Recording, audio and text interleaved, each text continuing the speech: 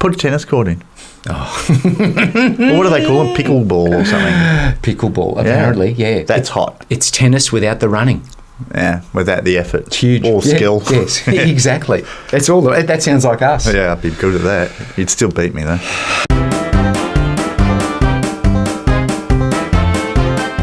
Okay. This is absolutely Essendon. It's our King's Eve game review. The Bombers going down by 26 points. We are now sitting third on the ladder. 8-4-1 are the stats.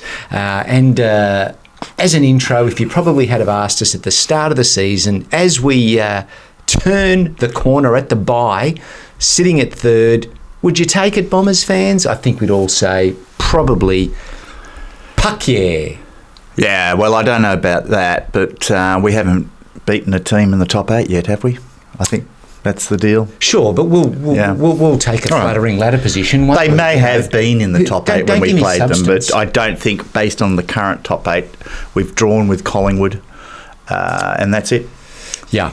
So there are some worrying signs there. There are. So on the agenda today is we're going to unpack some of the worrying signs, which, haven't exactly snuck up on us. We have been a bit concerned over the last 2 or 3 weeks, and it now we saw a lot more of it last night. Well, we did, and it was good because we had the dress rehearsal for last night's game against Gold Coast Suns. We did, and the boys followed the script beautifully. And if we thought that inaccuracy was a problem against the Suns, it came back to bite us on the bottom last night against the Blues. And the Blues are a better unit, and they punished us as a result.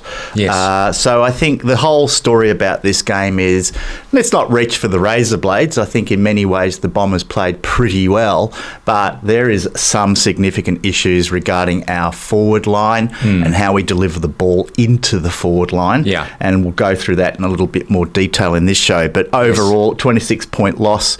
It wasn't an embarrassment by any means. No, it looked like it had the potential to be. Yeah, possibly. But, I mean, there's some issues there that says, to me at least, smoking, that we are not a top 4 side. And we may be a top 8 team, but when you look at some of the sides that are actually just sitting outside the top 8, there's some pretty decent teams there as well. So the onus is now on the Bombers to not fall into the same hole they did last year after having such a good start to the season.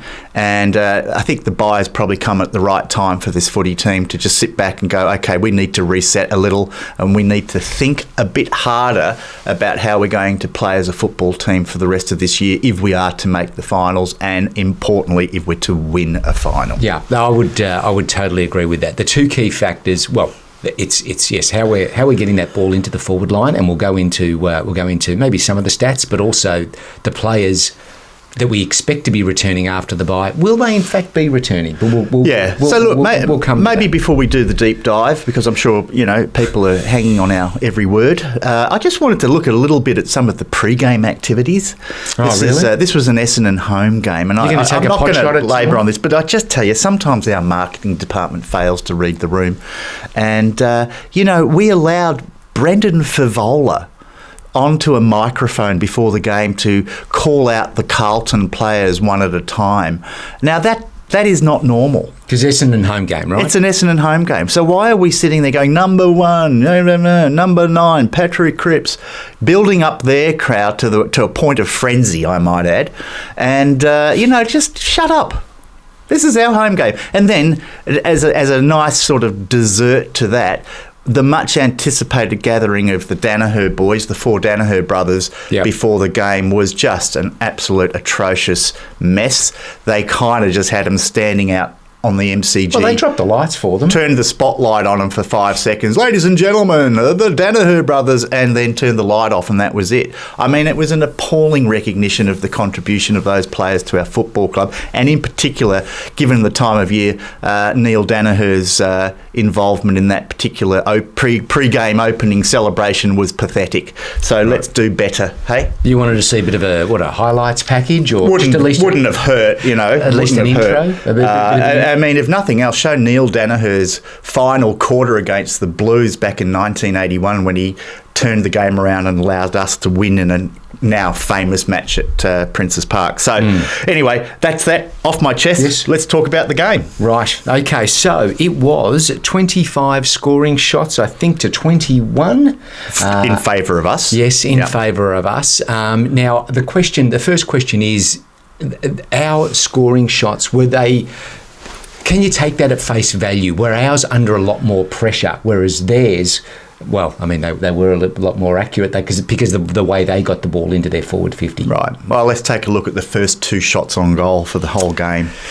Both set shots, both inside the 50-metre arc, both very gettable, and we missed both. Yes, true. So were they under pressure? Yeah, there was some under pressure. But how bad was our set shot kicking for goal? I mean, it reached the point where, it was kind of praying that someone could just get it right. And the irony, of course, is that Jake Stringer kicked probably the hardest goal from tied up on the boundary line. Absolutely. As opposed to simple set shots 30 metres out, 20 metres out. That kick that Stringer got, there's probably just a handful of players in the league that can nail that. So I think there's a bit of concentration goes into that. When you're lining up from 40 metres, 45 metres out on a tight angle like that, you are thinking through your process very carefully because it's a tough shot at goal. You've got to get everything right to drill those shots from that sort of angle. Where's that process when you're 30 metres out directly in front? And that's what worries me, is that these guys are a little blasé about their goal kicking, and it's not a coincidence. The last 2 weeks have been absolutely appalling, and you've heard me say it many times, Joseph. Inaccuracy, poor kicking for goal is bad football, and it's probably cost us 2 games now. I can't say we would have won last night with better kicking, but we would have gone a lot closer, that's for sure. Yeah, well, they certainly got the jump on us, and we always just felt like we were playing... In the first 10 minutes, we had the first 2 shots on goal and missed both. Yeah, sure. We could have put a little bit more pressure, scoreboard pressure on them had we kicked straight in those first few minutes of a big game, and instead we allowed them to respond with the goals themselves. Yeah, but then they got away, and then all of a sudden we were feeling the pressure. That's that's self-induced. Yes. Self-induced, let's be honest. Yeah. So anyway, look, I mean, they did very well after our opening sort of volleys of missed shots, and they clearly got a look in and they took advantage of it. And Carlton's efficiency going into their forward 50 was extremely good. They seem to create more space. Well, it's space built around effective use of the ball, right, and quick delivery of the ball, whereas we seem to be so slow. Yeah. But I think for the entire game, they had 38%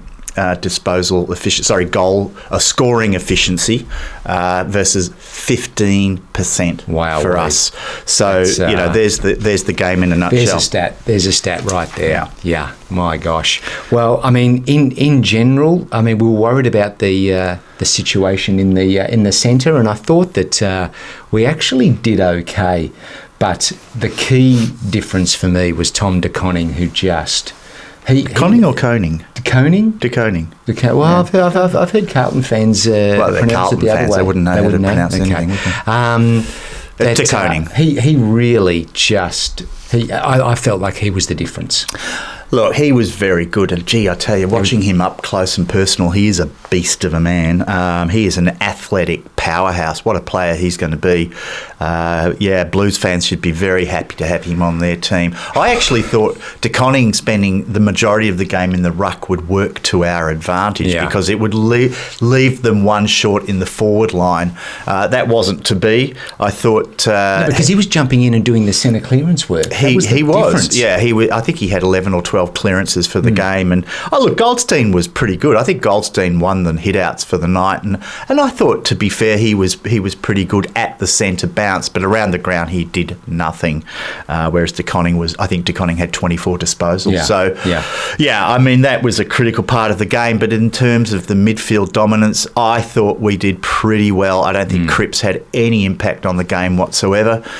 Walsh was a little bit down, but then likewise our favourite Italian stopper, Cincotta, got on Marotta and Zachy, not a bath, but I think he was pretty effective against Zach. Merritt managed to shake it as the game wore on, but he's in that first quarter, like he was sitting on one disposal there for quite some time. Well, I think Cincotta scored 2 goals as well, that's always a bonus. He had a great night. Yeah, a great night. I don't think he's ever scored 2 goals in a game. So you take those, and he never will again. No, take those 2 goals off, and it was a 12-point win. So thereabouts. Yeah. But midfield. I think we said it before the game. We matched up pretty well with Carlton in the midfield, and Durham and Caldwell. I think were pretty good. I think Durham was very good. They were. I think generally speaking, they were very solid. It was maybe in our favour. In fact, other than De Koning's dominance in the ruck, I thought our defenders did a good job. I mean, did Harry Mackay score a goal? I don't think. Did he? He might have got one. Yeah, I think he did. Curnow got a couple. Yes, he got 2. Wasn't Curnow was strong, and I think again a forward that we would love to have, and we'll talk about that. But defensively, I thought we were generally okay. I think in the midfield it was probably break even. Where it all went wrong for us is in the forward line, and I guess that's what we'd like to talk about. Yeah, well, I mean, our top 3 forwards kicked 1 goal, and as we just touched on, that was Stringer's very, very tough shot. Otherwise, didn't Harry Jones get a goal? Sorry, yeah, he got one. Yeah, but you say you're not including him in the top 3? Well, I mean, Peter Wright, Langford, and Stringer. Okay, now don't laugh at that. We'll come to Peter Wright. Yeah. But that's what's been that's where the issue has been for the last few weeks now. Well, I mean, we had 20 more inside 50s for the game, and then that's a substantial differentiation, isn't it? Yeah, but they were picking off those entries. They were. Honestly, there were Carlton players fighting for the ball on more than one occasion. I know that feels like an exaggeration. I kid you not. They were just bumping into each other, getting into each other's way at times. Yeah. That was, and we just seemed to be nowhere near it. And I don't know what's going on with that. Yeah, I mean, where does it start? Is it the disposal into the forward 50? Is it the options being taken by the players? Is it a lack of forward structure? We had 34 intercepts in our attacking midfield.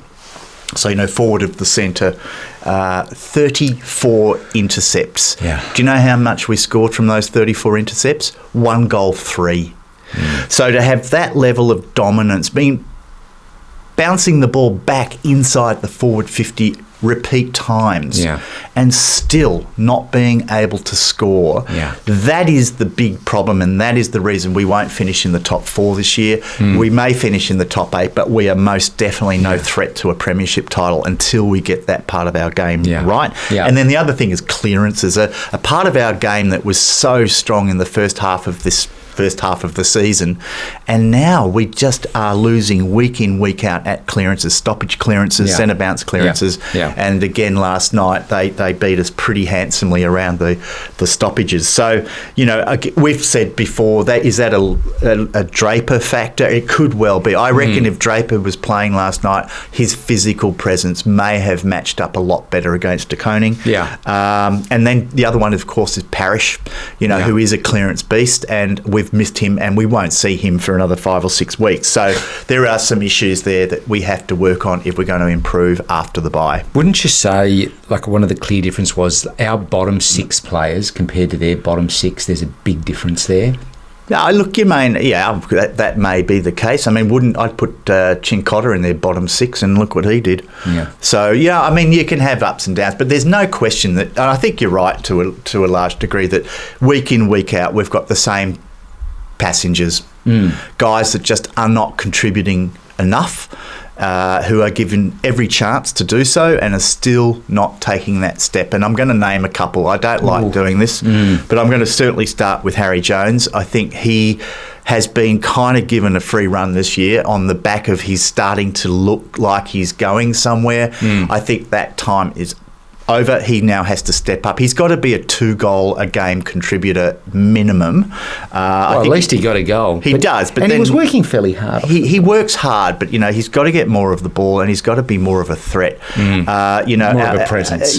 Look, I'm not going to have a go at Stringer and Langford. They've both been very good throughout parts of this season. But there's certainly question marks around guys like Cox, who, whilst I think it's pretty fair to say he looked good early. He took a good mark, kicked a goal, and maybe he's stiff for getting this rap, Yeah. but he's got to do a lot more. Yeah. And I'm going to now come to the elephant in the room, Yes. which is the 2 metre Peter. Yeah. What's going on there?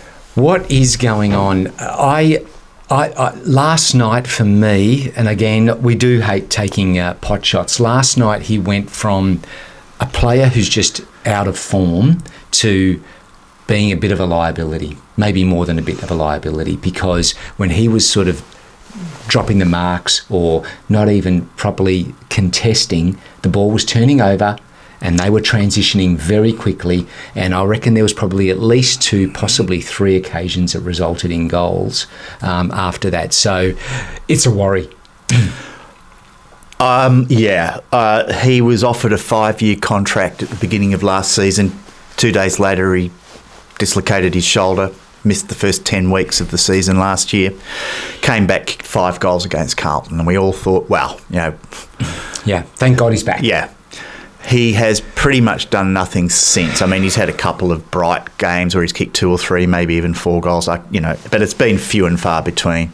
His marking, it's only effective under very rare circumstances, and that is he's on a lead, he's got a 5-metre break on the defender, the ball is delivered to him at exactly 33-degree angle, dropping at a speed of about 27 miles per hour perfect into trajectory. his hands, he will mark the ball.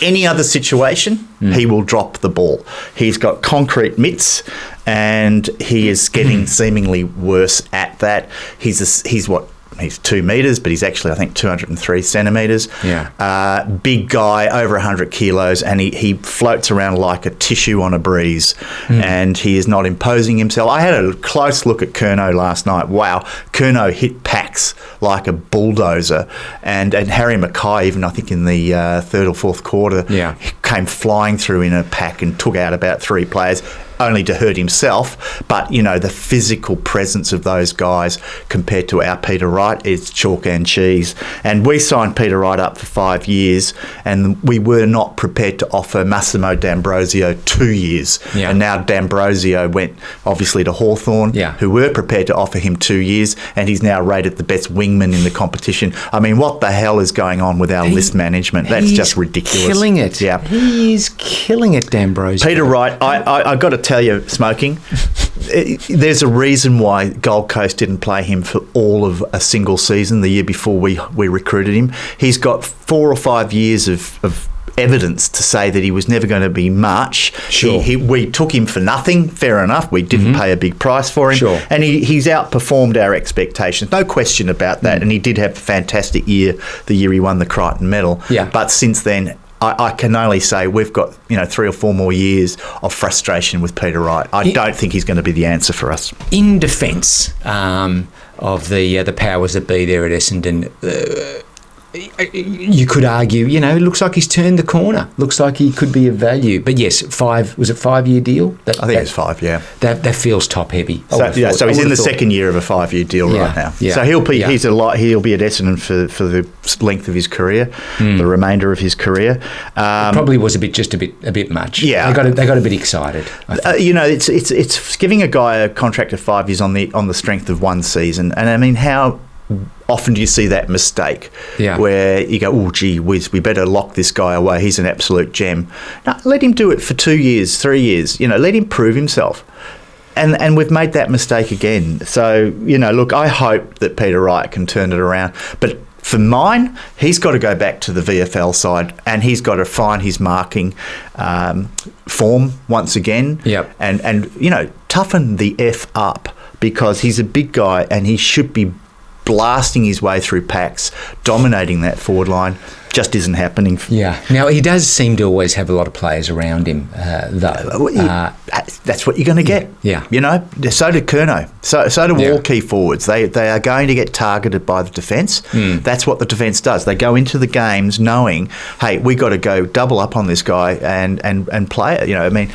It can't be. That cannot be the excuse, I'm afraid. Yeah. They just, at the moment, doesn't seem to be any light at the end of the tunnel. Yeah.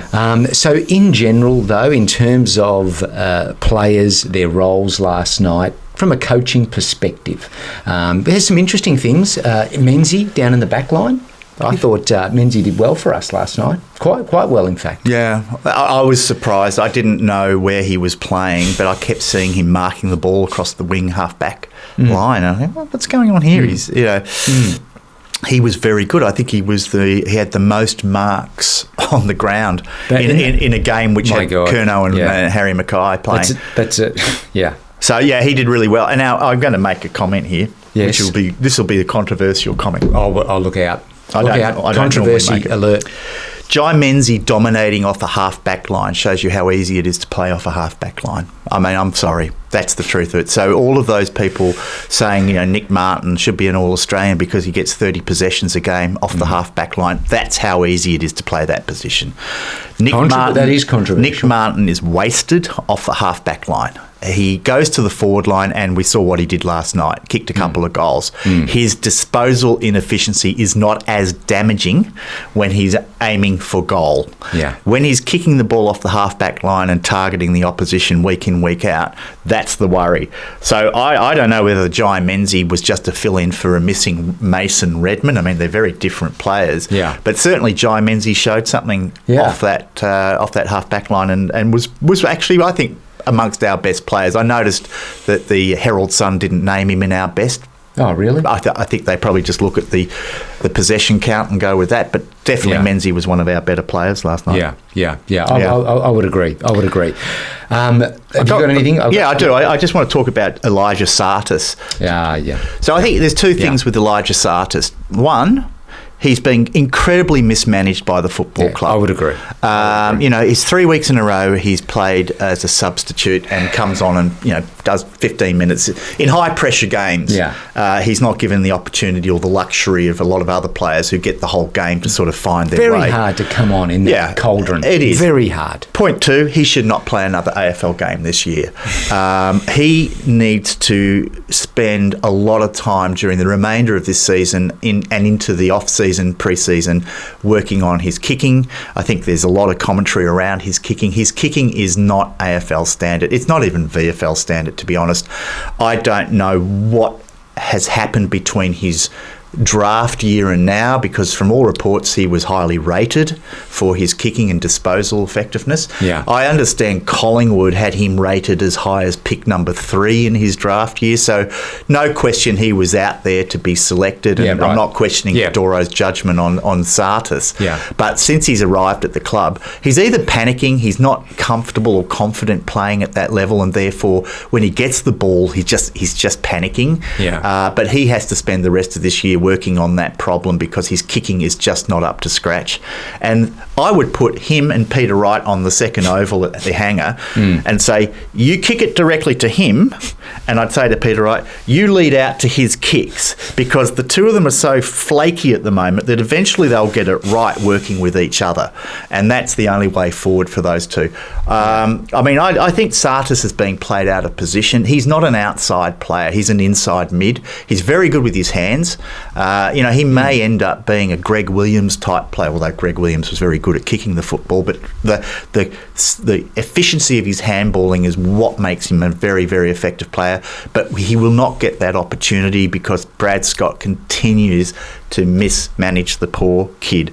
But for mine, he doesn't play again this year. Yeah, I agree. Bringing him in those moments, I think, is just... It's not fair, is it? The guy. Yeah. It's not fair on him at all. How do you just come in and play 12 minutes, 15 minutes?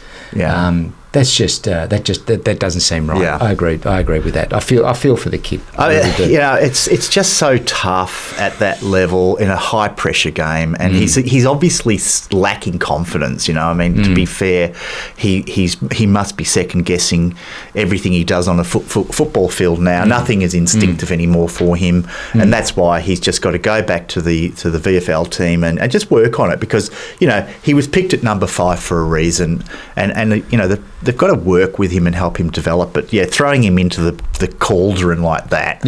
I think he had a shot on goal last night, which ended up being some wonky helicopter kick. It must have been heartbreaking for him in that moment. It would have been. There was another one that he clunked quite badly when he was sort of down the wing and trying to sort of cut in. It was. I felt for him. Yeah. So I want to talk about that third quarter where we did dominate. possession, and it seemed like it was a comeback of sorts.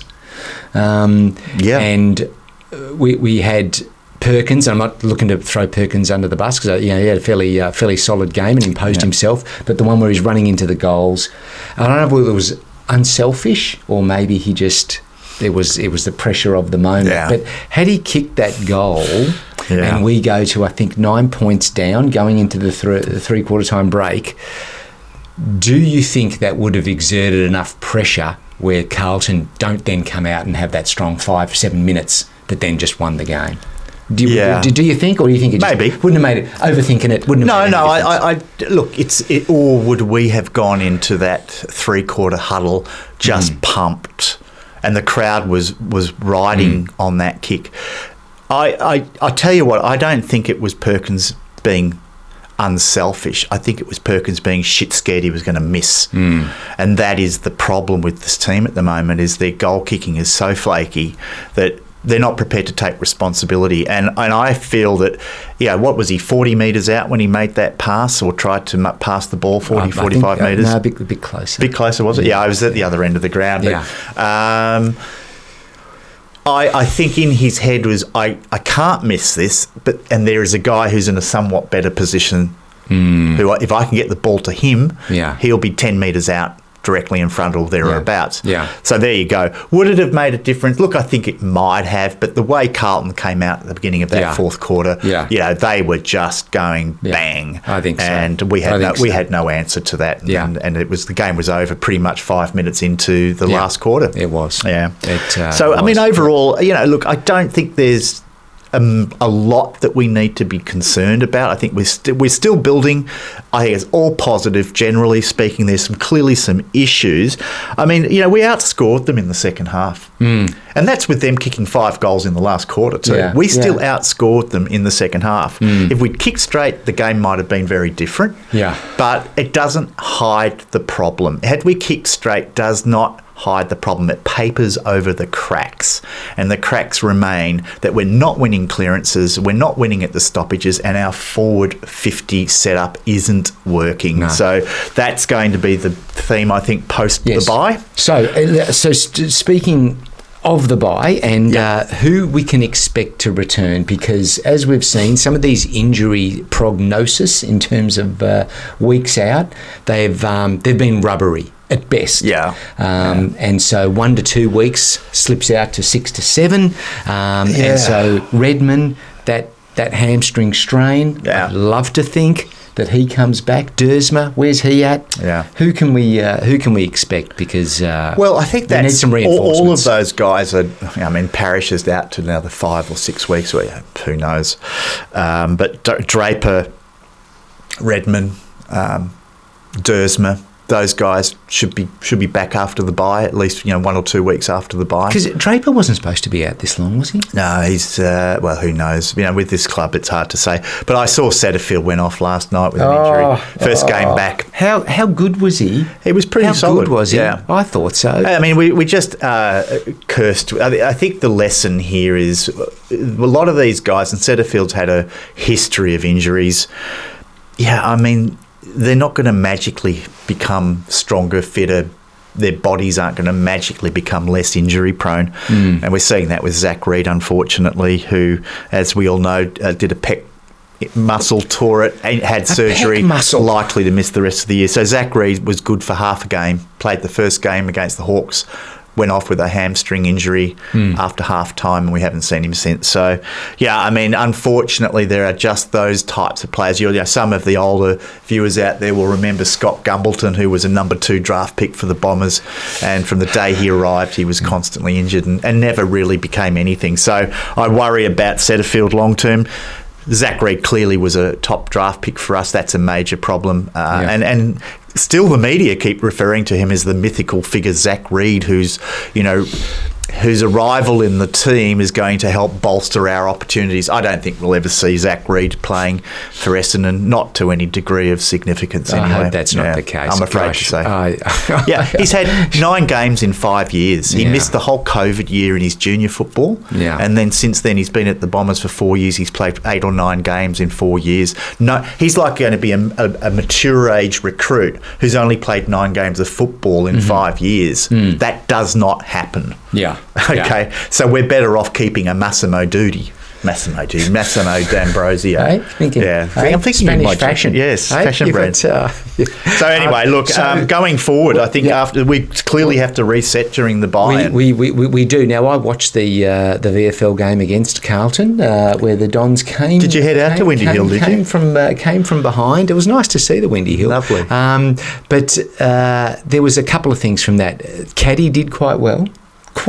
Don't know if that's enough to necessarily earn What's quite well? earn his 3 goals, earn his spot back. Yeah. But the new recruit, who I thought everyone was perhaps getting a little overexcited about, but no, I'm buying in. What was the new recruit's name? El Holy. Jeez. El Howley. El Holy. Yeah. Saad El Holy. Man, he goes all right. I am. I'm a little bit excited. Went off with an injury. Yeah, well, I'm hoping it wasn't that Kicked bad. 4 goals. I think it was a shin. Yep, 4 Went off goals. with an injury. Yep. Young Saad. 5. So he looks already like a better player than a lot of the guys that are playing in our senior list. But can I be honest? Playing well at the VFL. Yes, well, that's the thing. Nick Bryan is a beast at VFL level, but can't convert it to the AFL. That's the thing. You don't know, but the early signs are heartwarming. Look, I'd like to think that Brad Scott's going to give some of these guys a bit of a chance over the sort of second half of the season. Guys like Archie Roberts, who's been listed as an emergency a couple of times. Yeah. The other guy coming back actually, who's about 2 or 3 weeks away, is Kane Baldwin. Oh, and okay. The forgotten man. But I tell you, Kane Baldwin as a potential alternative to Jason Laverty up back is absolutely a real prospect, and I think he is the kind of player. He's a very good kicker of the football, and we need that coming out of defence. So Kane Baldwin's another one that should be given a go. Lewis Hayes, the young defender, I watched a bit of him also out at the Windy Hill. He's doing still looks like he's got to put a bit of muscle on, but he's a pretty decent player. So and Sam Wiedemann was very good. All right. Okay. So, and the other one that I'm sort of a little bit, I'm hoping he can come back is Hunter. No chance. You really think that? I won't see him this year, that's for sure. He's another Zach Reid. He's another Will Setterfeld. No, don't bundle him in. Well, how do you want me to bundle him? He's been at the club for 18 months and he's managed to play 1 or 2 VFL games. He's been injured for every other minute of his time at Essendon, and he's recovering from an ACL injury now. So he won't play football until, probably early next season. Of course he won't. He's 12 months of recovery time on an ACL. So, he was unlucky mid-season draft or whatever he was. He's probably not going to play. I don't think they'll renew his contract, is my view. Oh, really? No, you've got to be brutal. You can't, unfortunately, you just can't be hoping that someone's going to come good when all they've demonstrated is an inability to get on the field. There is something to be said about durability.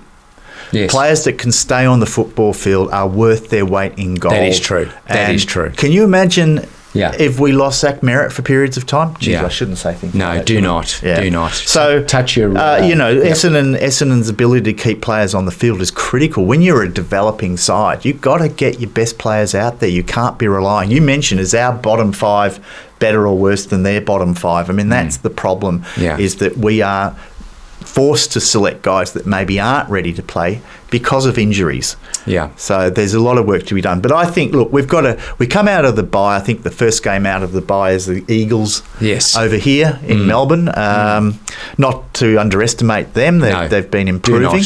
But you'd think that that's a win and a chance for us to recover a little bit of lost momentum. Yeah.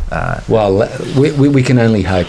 Okay, I think, do you have anything else on your chicken scratchings there that... no, not really. I mean, I think we've covered off the key points. It's been a pretty sombre episode. I don't think there's been a lot of giggles in this one. No, that's all right. We're trying to be a bit more serious, you know. Yeah, we are. I think we've lost a bit of our mojo, to be honest with you. What do you mean? Just the viewing numbers are down a bit. The ratings are down. Are they? Yeah. I think we're going the way of Kyle and Jackie O. I don't think it's working. I don't think the Melbourne audience is buying us. I don't think it was ever going to work for them. No. I don't think so. They're very Sydney. Maybe we need to get a bit cruder. Yeah. Talk about masturbation or something like that. Make a lot of dick jokes. Yeah. Well, that's actually, probably where we do make a lot of dick jokes. Maybe that's where we need to go. I just want to say a quick hello to a couple of gentlemen who I met at the ground last night. It was Lee, I think. Lee or Lou? Lee. Right. Yeah. Lovely guy. Came to say hello and said to pass on my best regards to your good self. Oh, did he? Right. And Victor, was nice, who was kind enough to come over and say hello and loves the show and has been watching the Bombers for a long, long time. And he said to me, "Oh, you should have a pretty good show after this game," and I hope it has been, Victor, so thank you for those kind words. Yes. Okay, all right, that'll do. You might see us over the bye, or we might take a little break. We'll see how we go. But thanks again Maybe for we do watching. something special for the bye. Oh, no, don't start making these promises because people then expect stuff, you know. No, I think it's a good idea. Oh, really? We should do something. You got something in mind? Yeah. All right, okay. Yeah, mid-season review.